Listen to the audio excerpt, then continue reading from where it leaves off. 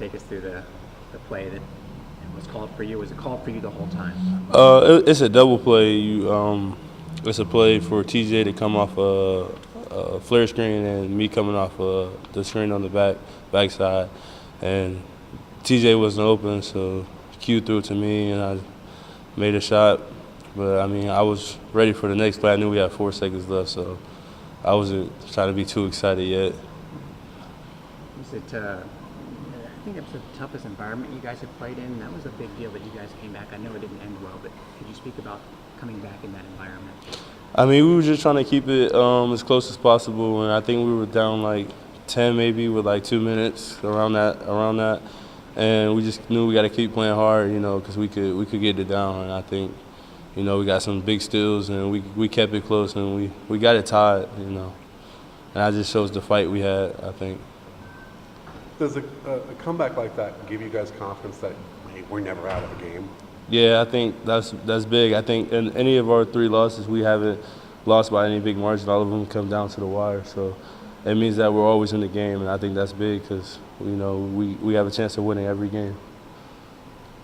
You hit that like 25 or 30 footer against UConn, and you hit the 3. Are you starting to feel more confident from that part of your game? I think I could still shoot way better. I think, I happen to make some shots, but I think I'm a better shooter than what I'm showing, so I think that'll come along.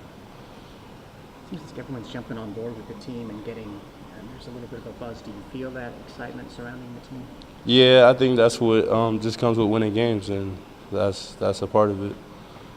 You guys are 5th nationally in number of free throws attempted, but y'all are 337th in free throw percentage. Are you guys kind of kicking yourselves? We could just make a few more free throws. Yeah, I think that's big. We have to be better with making free throws, and I think that's across the board because I haven't shot free throws well, so I'm not one to point the finger. But, I mean, we're getting better. We're shooting free throws in practice, and, I think those are things that just comes along as the season progresses. Squad is off to a hot start, great start. What is the main difference between last year's squad and this year's squad? What are the main differences? I just think that I think it's a little bit better chemistry, and we all going for the same goal. But I think I wouldn't knock the team from last year. I think everybody played hard and stuff like that. So I just think we had a fresh we got a lot of young guys, fresh start. So it's just better right now. I don't think a word that was used with you guys at the beginning was postseason, but now it's actually possible. Do you ever talk about that? Yeah, I mean that's our goal from the beginning of the year. That's what we have our sights on. But we got to focus on winning game by game to get there. So got to focus on who we got next, Tulane. So. David, you were already a good defender from last season, but your defense has really kicked up a notch this year. I think you're number 3 in steals in the conference. What's led to that for you? I mean, just trying to, be in the lane, be helping, and just playing hard. I think that just comes along with it, definitely. You guys pressed there at the end of the game and got those 2 steals. Do you lobby for maybe doing that more, or what's the deal there? I mean, that's just you down 10 with 2 minutes. You don't really have a choice, and I think there's things we practice, and we were able to capitalize on them, and it helped us with our comeback.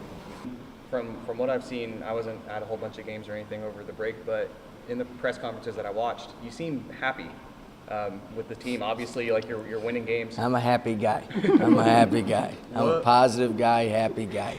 Got to fight it every day. I mean, we're getting better, and that was our the most important thing in terms of this stage of where we're at as a program.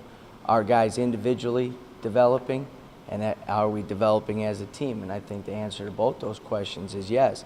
There has to be an urgency with the work that we're putting in.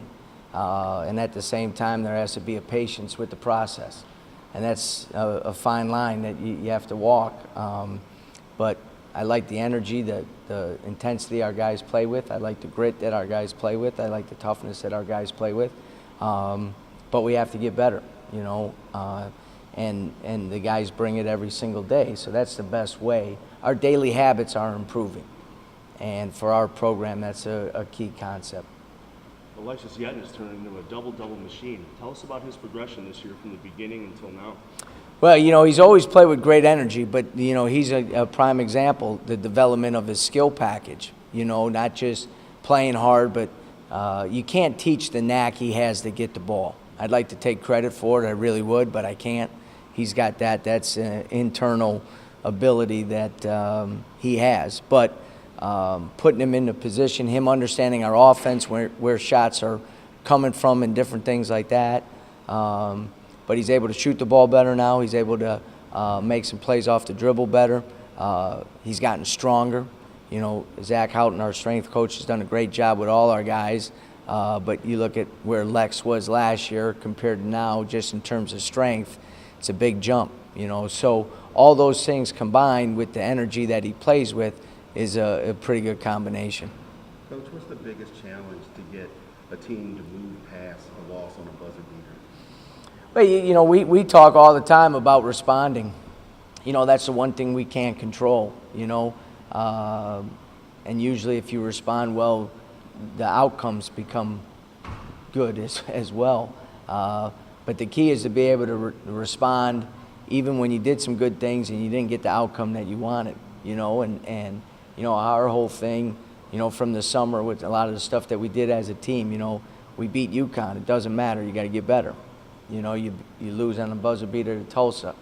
Right now, today, that doesn't matter. We have to get better. And our guys have really bought into that. And I think collectively, it's a pretty good group when it comes to responding. We say on the road, you have to play a little bit better. You have to do everything a little bit better. And although we did some good things, we weren't quite good enough. So now you come off a loss, it's kind of the same philosophy. Now you have to do everything a little bit better, and you have to respond well to a team that beat us pretty soundly here last year. I think have won 4 straight games in our arena. So for us, we need to be ready to go. And the thing we can't control is today's practice. We got to have a great spirited practice today where we're tightening up some of the key issues that we had on Saturday, but also on Wednesday. We talked about your success in getting to the free throw line, but now it's a matter of making them. Does it eat at you? I mean, our whole thing, again, is to get there. You know what I mean? And then the guys are putting in the time. We lost the game because Tulsa got to the free throw line more than we did. First team all year long. And that was a big factor. A little bit because they play a zone, but a little bit because we weren't aggressive enough in driving some of those gaps in the zone and different things like that. So, with free throw shooting, it's always a delicate balance. Mm-hmm. Our guys are working on it. That's all we can ask them to do, again, if you look at progression of players, for the most part, guys from the free throw line in particular continue to improve as they get more experience and play more. They shoot better as juniors and seniors than they do as freshmen and sophomores. And unfortunately for us, we have a lot of freshmen and sophomores playing. Coach, can you talk about David Collins' development here, not only on the court, but off the court as well? He's been great. He always tells the story as a sophomore and junior in high school, Division I coach, he was at a camp and the Division I coach told him, that he thought he'd be a good Division II player, and he just kept working at it. He's a hard-working kid. He's got a great body, so he plays a physical brand of basketball, but he's improved in so many areas. He's better with the ball, defends better, shoots better, starting to get much better in terms of his basketball feel as well, which is critical for us. And the one thing that we have to have him do, his role is much different. We need him as, a scorer with the ball in his hands, but also a scorer off the ball, coming off screens and reading defenses and so forth. And I think he's developing in that, and that's something that we need him to continue to improve in. But it's not like he wasn't having a good season already, but these last 2 games, did you say something to him, or is he just considered to, So many times coaches get probably too much credit or not enough credit, whatever the case might be. But he's just getting more comfortable in his role, and we talked to him the other day. you know, there's no doubt about it. Him and David, in a lot of ways, set the tone and tempo for the team, and that means, you know, a practice after the UConn game when everybody's patting each other on the back and people are excited, as well as they should be. We need to get back to business, and Q was great in those 2 practices, very businesslike, but still with great energy and a great focus. So I think just that maturity is really starting to show itself. You know, he's a very competitive kid, and that's a trait that for us is imperative to continue to grow, because that is, we talk, everything's contagious, you know, and his attitude and his fight is contagious amongst our team. There's a buzz around this program in town for like the first time in years. I know you guys are trying to take it one game at a time, but do you kind of step back and take it all in every so often? Well, when you step back, you still look at the future of where we could get to and how big the buzz could be, you know what I mean? And we're going to get there, you know, and we just got to make sure that we're doing it along the right process, along the right path, because what you want to make sure that you do is it's built on solid rock and not sand. So when, you know, because hey, this is a long season. There's going to be some adversity that we're going to have to face. And you lose a couple games and or something, whatever else happens, you got to be able to fight through it, you know, and that's why you can't get too far ahead of yourselves.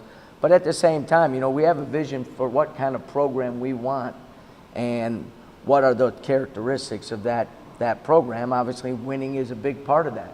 Playing in the postseason is a big part of that. But so is developing great teammates and developing great leaders and different things like that. So there's 5 or 6 key things that will mark. When we have those 5, then we'll have the program that we want, and then the wins and playing after the season and postseason stuff, all that stuff will take care of itself. What pleased you most about this group so far? Just, you know, our toughness and our unselfishness, you know. When you bring, you know, just because of the nature of where we were at as a program, you know, so many moving parts out there, you know. We're playing 1 seniors in the playing group right now, you know what I mean? You know, we only have 3 players that logged any minutes for us last year at all. So it's a constant dance of trying to figure out as we move forward.